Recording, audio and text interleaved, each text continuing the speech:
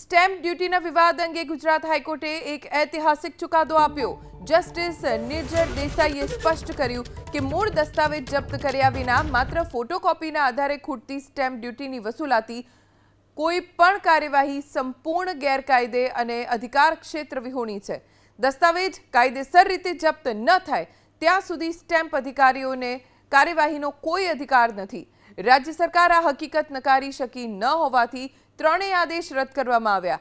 જો કે હાઈકોર્ટે રાજ્ય સરકારને કાયદા મુજબ નવેસરથી કાર્યવાહી કરવાની છૂટ આપી છે। સાથે સ્પષ્ટ કર્યું કે ભવિષ્યની કોઈ પણ કાર્યવાહીમાં બંને પક્ષોના તમામ અધિકારો અને દલીલો ખુલ્લા રહેશે।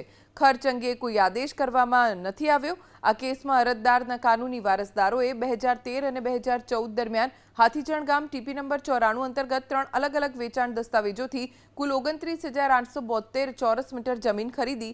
આ જમીન ખરીદીમાં જે તે સમયે સ્ટેમ્પ ડ્યુટી ભરવામાં આવી, પરંતુ 6 વર્ષ પછી ખૂટતી સ્ટેમ્પ ડ્યુટી ભરવા નોટિસ ફટકારાઈ હતી।